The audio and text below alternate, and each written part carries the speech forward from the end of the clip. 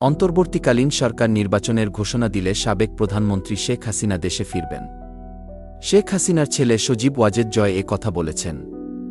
The Times of ইন্ডিয়াকে টেলিফোনে জয় বলেন, কোনো দেশে আশ্রয় চাওয়ার পরিকল্পনা শেখ হাসিনার নেই।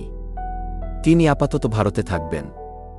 আগামী নির্বাচনে আওয়ামী লীগ অংশ নেবে এবং বিজয়ী হবে, কারণ দেশে দলটির বিপুল সমর্থক আছে। তিনি আরও বলেন, বর্তমানে দেশে নেতৃত্ব শূন্যতা দেখা দিয়েছে। দলের স্বার্থে আমাকে সক্রিয় হতে হয়েছে এবং আমি আছি। দলকে বাঁচাতে যা করা প্রয়োজন তা আমি করব। অল্প সময়ের নোটিশে মায়ের প্রাণ রক্ষার জন্য জয় ভারতের প্রধানমন্ত্রী নরেন্দ্র মোদীকে ধন্যবাদ জানান। সুস্থতা বোধ করলেই জনসমক্ষে ফিরবেন মুক্ত খালেদা জিয়া। শেখ হাসিনার দেশত্যাগের পর জয় জানিয়েছিলেন, তার মা আর রাজনীতিতে ফিরবেন না। বাংলাদেশে এখন কি হবে তা তার পরিবারের কাছে আর বিবেচ্য নয়।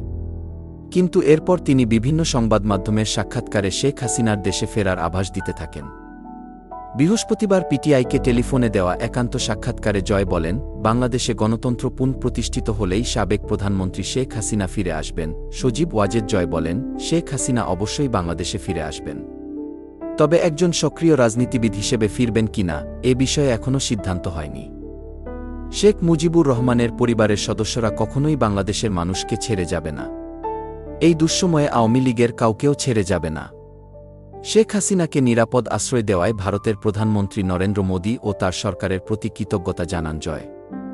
একই সঙ্গে বাংলাদেশে গণতন্ত্র পুনঃপ্রতিষ্ঠায় আন্তর্জাতিক জনমত গঠনের সহায়তার জন্য ভারতের প্রতি আহ্বান জানান তিনি।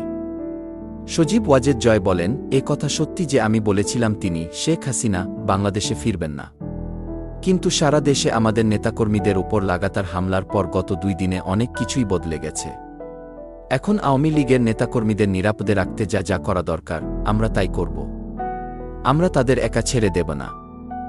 আওয়ামী লীগ বাংলাদেশের সবচেয়ে বড় ও পুরনো রাজনৈতিক দল, তাই আমরা আমাদের জনগণের কাছ থেকে দূরে সরে যেতে পারি না।